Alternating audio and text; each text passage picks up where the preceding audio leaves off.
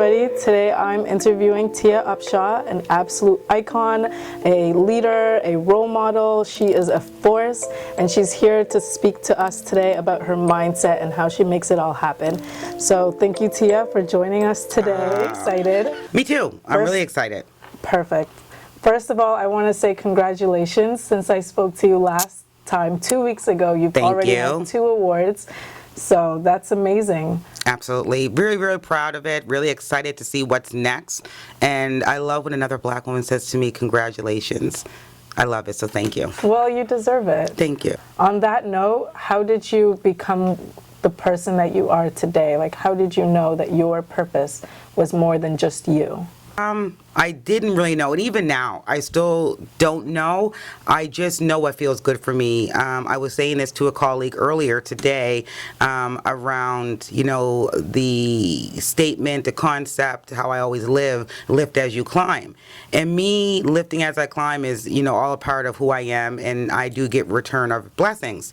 And I was at an event last weekend for a Femme Entity, and I was doing a workshop on resilience, and I spoke about lifting as you climb at the end of it to empower women, right? International Women's Day. And a young black Jamaican lady speaks up in the crowd and asks me during the Q&A, well, Tia, I have a question, and I'm just trying to figure out if you can tell me how you decide who you lift as you climb, because so often we lift when we climb and then people act like we didn't do anything for them and they don't give us the recognition, and it's disheartening. And the simplest, I love the question, but I was like, that's a big one, girl. And if I can take you for, coffee or something, I can give you the real deal on it. But the simplest way that I answered it is everything that I do has a purpose, and, I'm passionate about it. But I do it not for recognition, not for someone to give me a shout out on social media. I'm doing it because I do get blessings that come back to me. Everything that I've acquired, this is for podcast, like every award here that I've acquired are the blessings that are coming back to my hard work. So sometimes, to answer your question simplified, I still don't know that I'm really meant to do it. I don't know when it happened or how it came about. I just know that I'm doing it and it feels damn good while I'm doing this. How do you keep your ego then from overpowering? Well, it's very hard sometimes, and I'll be honest with you.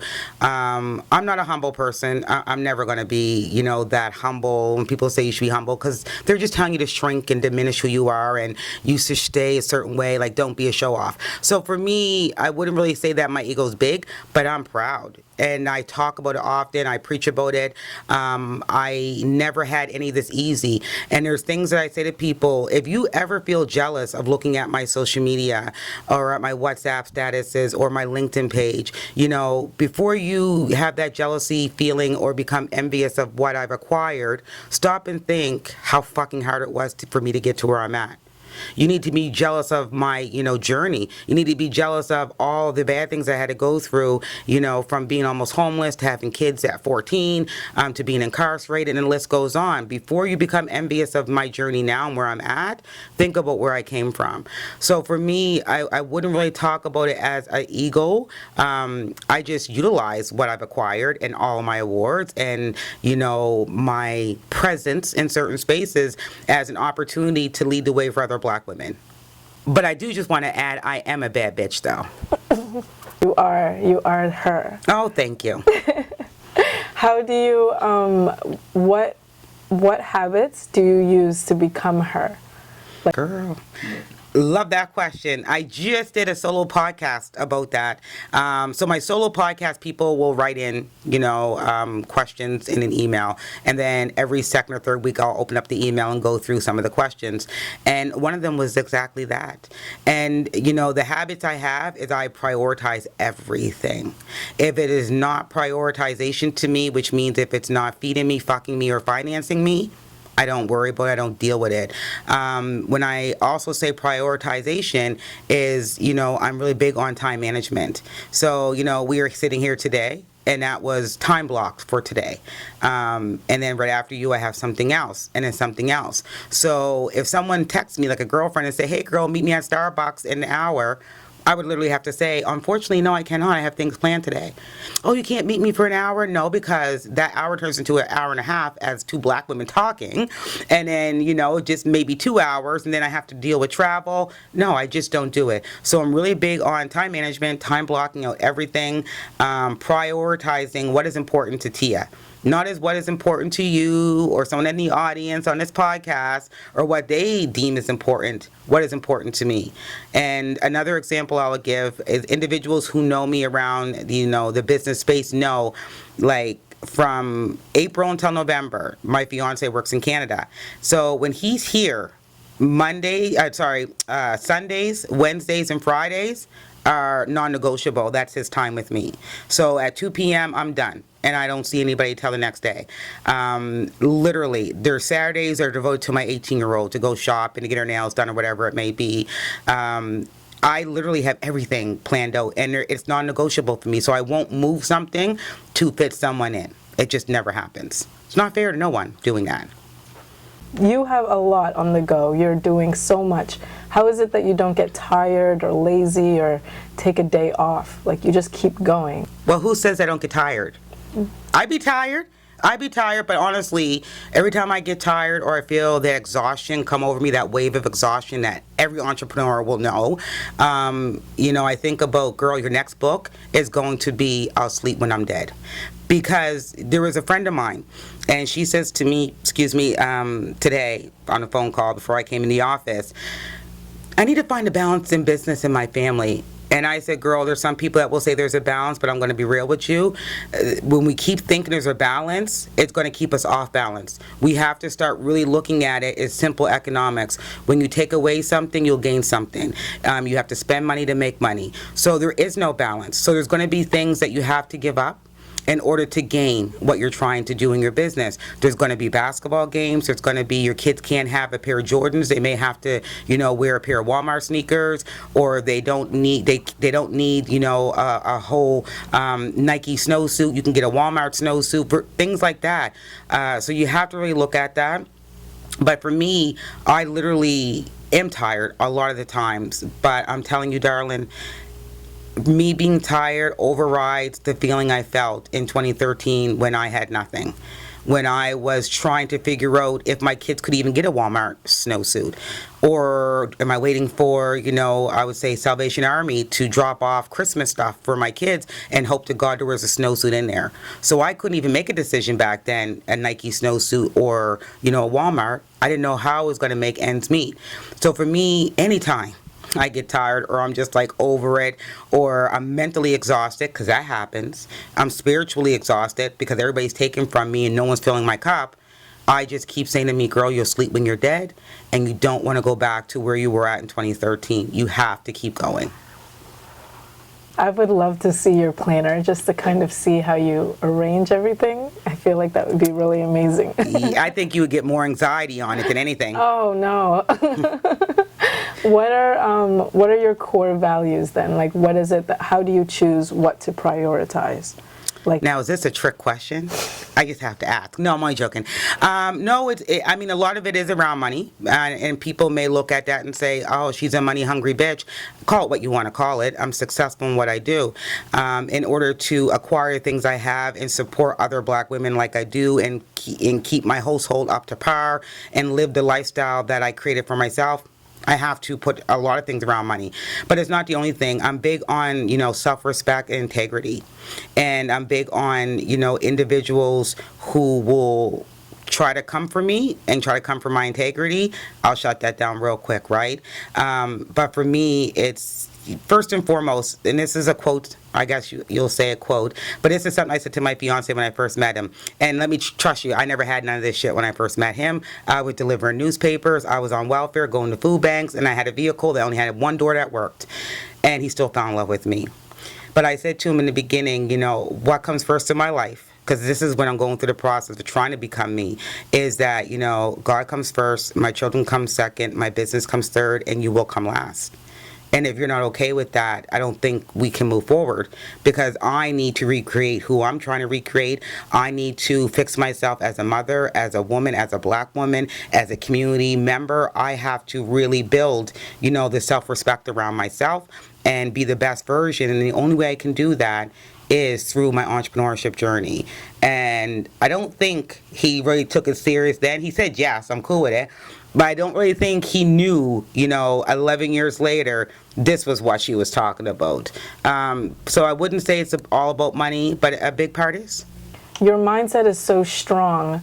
Is there anything that you did to become this strong? Like, did you read books, podcasts? Like, what is it that really helped make you as smart as you are?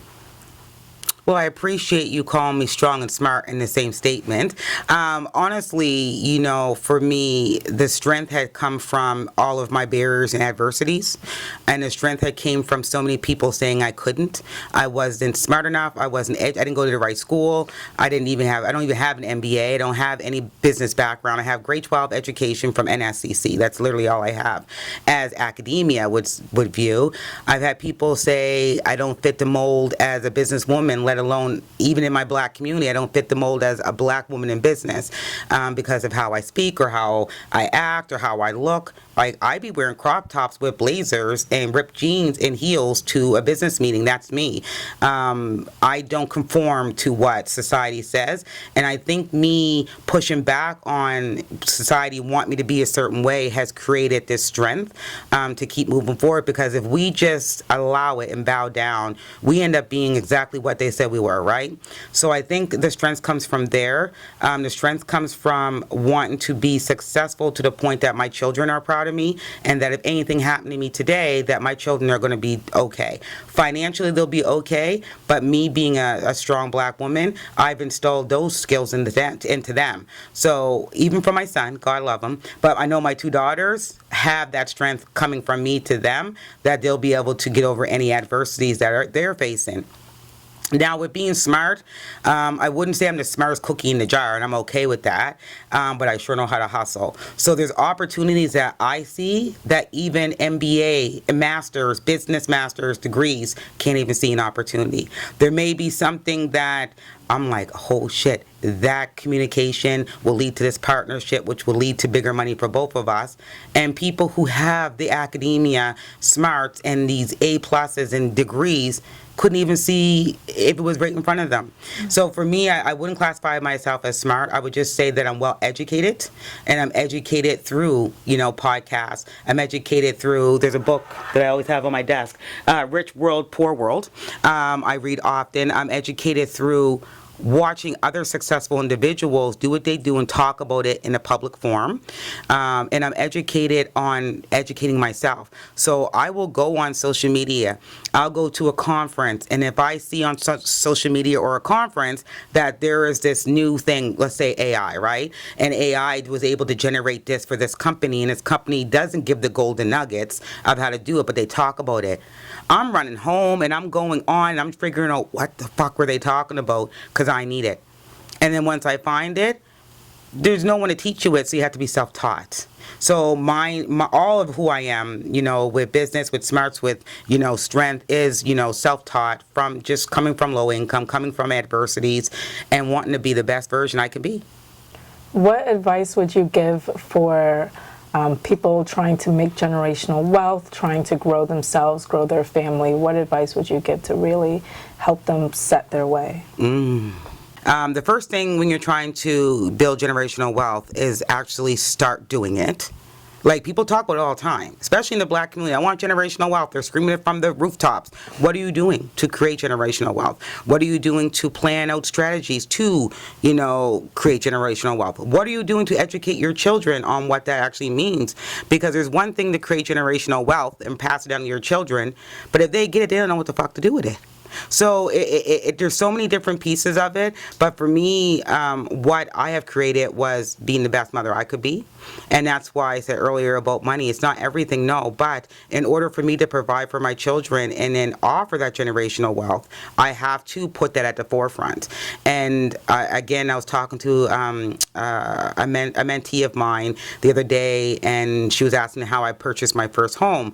And I told her, well, girl, it took me years. I had a 300 credit score rating in 2013, so it took me years. But we got into another conversation about what I'm doing with the home, and I said, it's funny because I'm looking at purchasing another property, moving outside the city in the next year, and a part of generational wealth for me is saying to my daughter and her partner, you guys can move into the house. You guys don't got to pay rent where you're at. Move into the house with your younger sister, and you'll pay rent to me.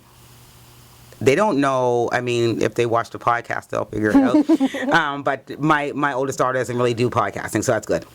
But they'll pay rent to me at market rent. I'll charge them like I would any other tenant. But in 5 years' time, I'll come back to them and say, hey, I'm going to take you out for dinner, and then pop down, all the money they paid in for 5 years in rent and say, it's time for you to move out. It's time for you to find your own home, and here's your down payment. So that's the plan I have, because I mapped everything out with regards to generational wealth. Another piece of generational wealth a lot of people don't know about is, providing for your children in a sense. If you're paying into life insurance policies and you have a cash surrender balance and you're not using that cash surrender balance while you're alive, it's ludicrous. There was a podcast, Candy Burris from Housewives of Atlanta, Escape, and she was talking about this about 4 or 5 years ago, and I listened, and I was like, well, I have plenty of life insurance policies. I have one for my kids. My grandmother had one for me, and I didn't cash it. I just kept paying into it.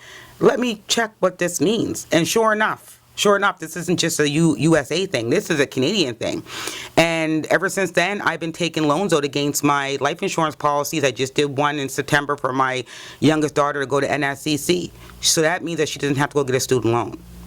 So I just took a loan out with a 2% interest rate, no approval process, and I paid for her to go to NSCC. Now with my other daughter, she lives on her own. If she needs help with rent, I'll help you, but I'm not taking it out of my own bank account.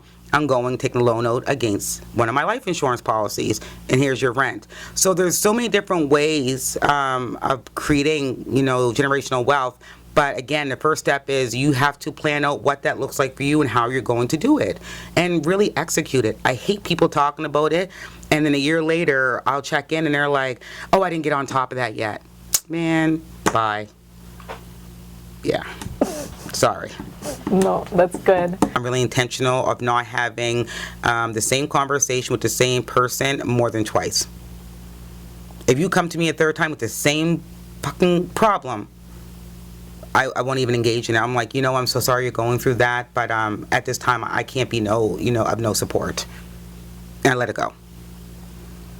Do you then kind of plan your year, like as it goes along? Do you make like a mood board, and do you have like a specific goals for every single year?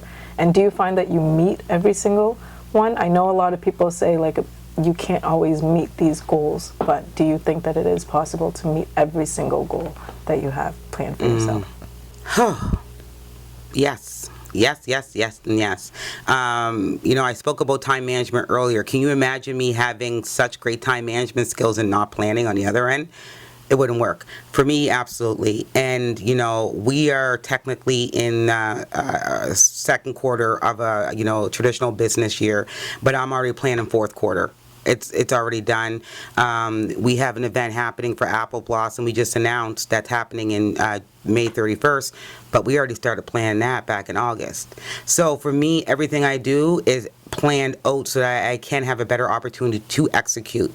I'm a big person when it comes to vision boards. I love it. I wish I had one in my office to show you. I know I have one in my trunk because I did a presentation for Sasha Paul's event a few months ago.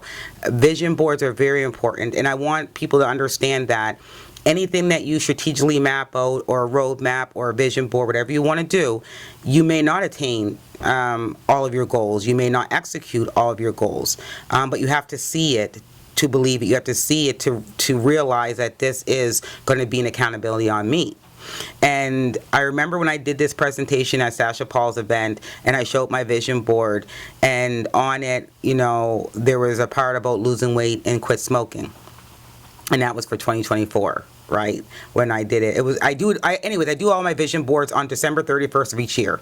I don't go to the club. I'm not out drinking. I'm not out popping bottles. And I'm definitely not out there spending money and giving people my money that I worked hard for. It ain't happening. So I be in my house doing my vision board for the following day. And like I said, one of them was around smoking and losing weight. And I remember when I did it in January, I never lost any weight January, nothing in February, gained like 6 pounds in March. And I was like, this is bullshit. When it comes to business, I'm about that life and I can obtain. And I couldn't do it for my personal. But when it came to April, it was like one thing just went boop, boop, boop. And it was like my doctor telling me my health wasn't good. It was April 27th, 2024. And we're less than a year from then, for now. And I'm down 84 pounds officially this week from then. So even though, thank you very much for the finger snap. Even though it didn't happen in January, February, March, I didn't give up. Like, I knew it was going to happen. I just didn't know how much and how long it would take. But 84 pounds is like a whole child, like a whole teenager that's like off my skin, right? Now, I still smoke. So that gives you any inkling. It's okay that you don't obtain all of their goals. But if you can say you master at least 70 to 75% of your goals, you're good. Because that other, 25, 30% will come when it's time for it to happen to you, when it's your season. That's an amazing answer. You know I'm implementing it right away. Absolutely. That said, is there anything that you had to unlearn deep within yourself? Any traumas, anything that you really had to focus on and unlearn to become who you are today? And if there were, what advice would you give others to also undo that in themselves? Perfect question. I absolutely love it because everything about who I was, I had to unlearn. And I had to literally recreate myself. That's why my memoir is called My Journey, My Success. And it talks about where I came from in 1996, having my first child at 14, right straight through to 2024. Everything had to be relearned. I had to find self-love in myself. I've been engaged with my fiance, my children and, friends will make jokes about it. We've been engaged for 5 years. We've been together 11. And they're like, when are you getting married? And I just am like, when it's right for us. But the real answer is that I had to go through a process to heal all of my trauma. I had to go through the process to recreate the woman I want to become. Because if you're not healed and you're not where you want to be with your goals in life and attributions and whatnot, you're going to take that shit into your marriage. It's not fair to him. It's not fair to him for me to have done that. And I'm not going to go into a marriage still out there clawing my way to the top and trying to attain all my goals and not be there for him in our marriage. So let's do it here now while we're still engaged. We're perfectly in love. We're happy. It's working. And I'm able to obtain my goals without having to say, I'm your wife. Because, of course, he's a man. He's Jamaican. And there's a big cultural difference. But the expectations of marriage in general is for the wife to be there for the husband. There's certain wifely duties, regardless of what year we're in, traditionally or not. There are things that I should be doing as a wife I'm ready now. But a year ago, 5 years ago, when he asked, I was nowhere near the woman and, soon-to-be wife I'm going to be for this man. I had to heal and take accountability of how I raised my kids. My son has been incarcerated, I will say, since he was 16 years old. He's now almost 30, and he's only been out for 2 years. Consecutively. That is a long time to be in and out of jail. And the reason being is because of the lifestyle that I raised him in.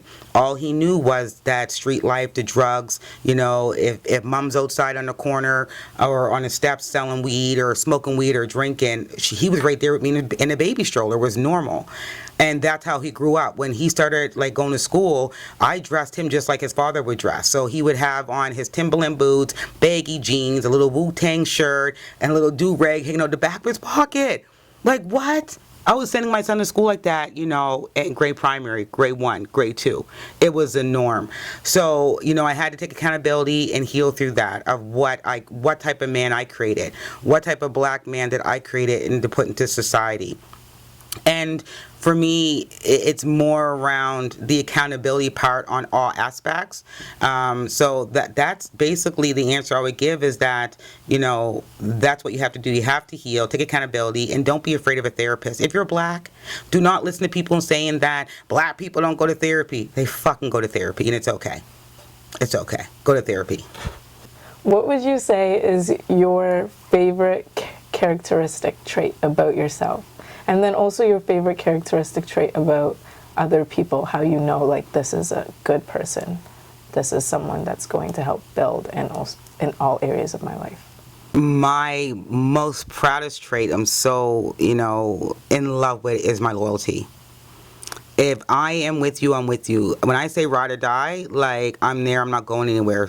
The days that are hard, and this doesn't even just go for my fiance or my children, this is going for, women I work with. If I got you, I got you.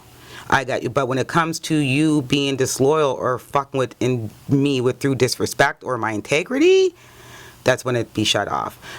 So I would say loyalty. Now, with regards to, a trait that I need to see from somebody else, it would be, being authentic. I can't fall in love or appreciate or join forces with someone who is giving me that fake facade. It ain't gonna work. It's gonna be superficial. It may work for, a moment in the interim. We may make a couple of dollars or, have a great relationship for 6 months. But that fake facade and not being authentic, there's no longevity in it. And we can't sustain it. So, authenticity and loyalty are my two tops. Do you like that answer? You gotta be loyal. If you're not loyal, get the fuck away from me.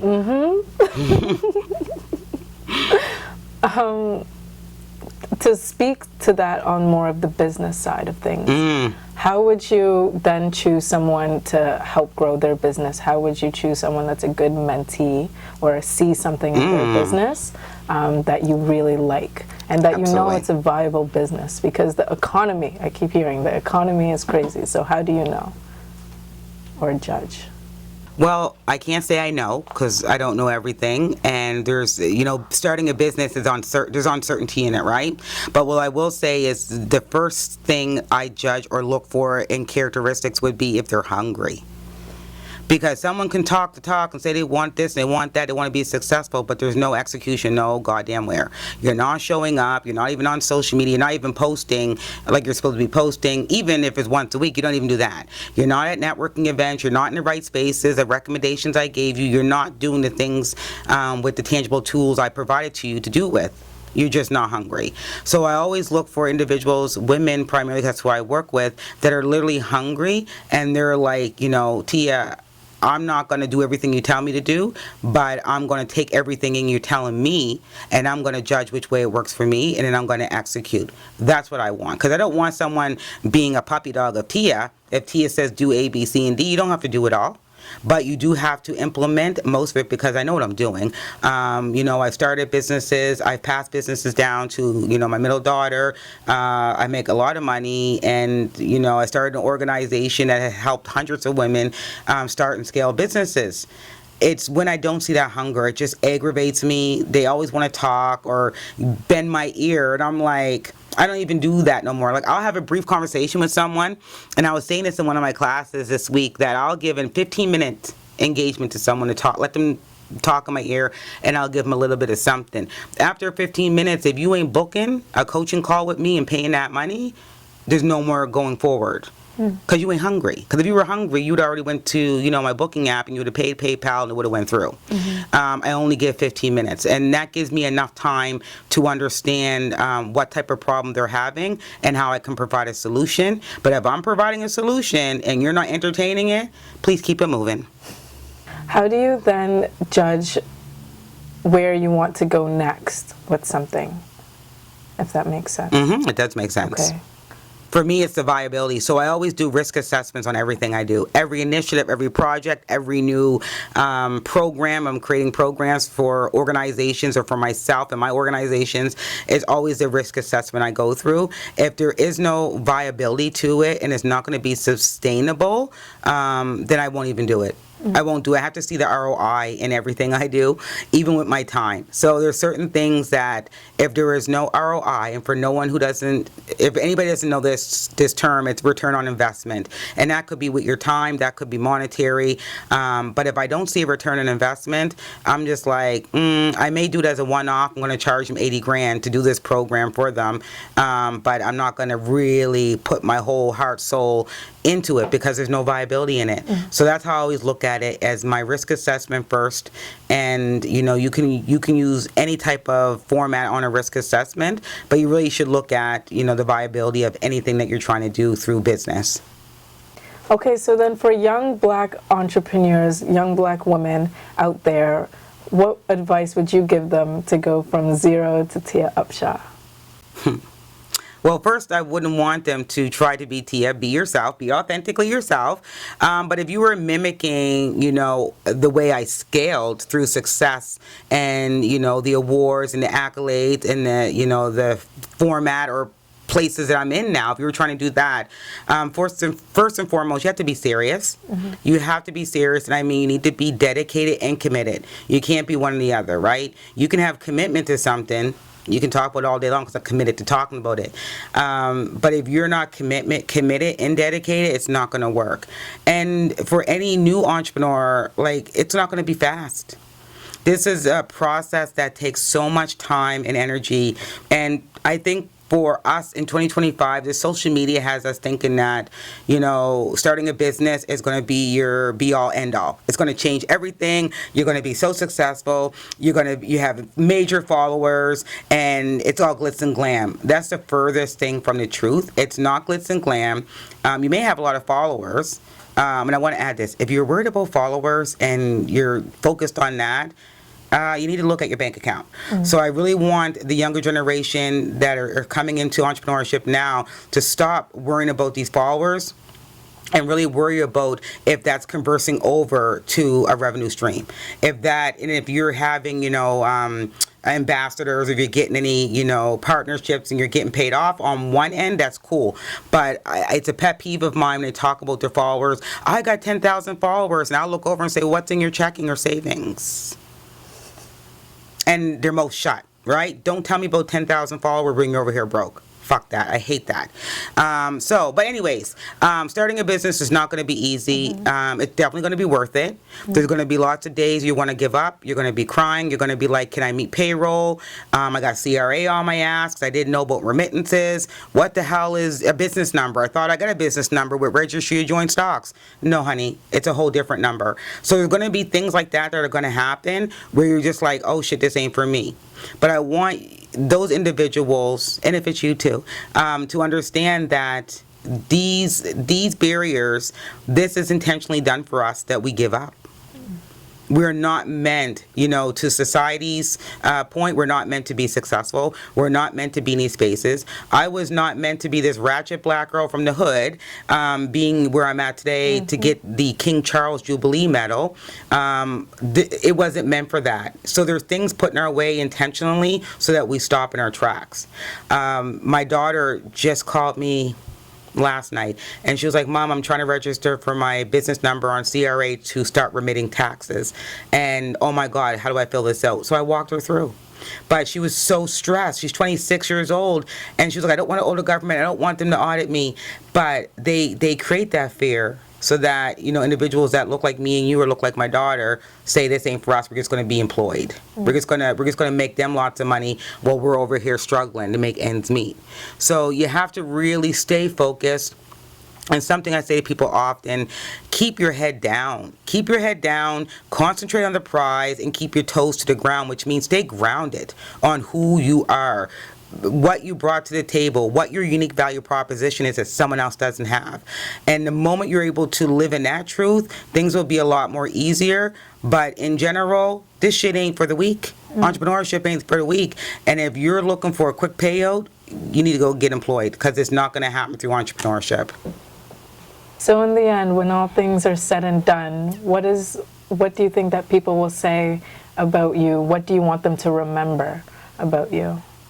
what I think they will say and what I would want them to say are completely two different things.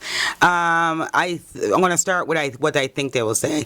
They will probably say I'm a bitch, that I'm hard, to deal with, that I come from an aggressive type of way when I'm facilitating, because I don't coddle, I do not hold hands.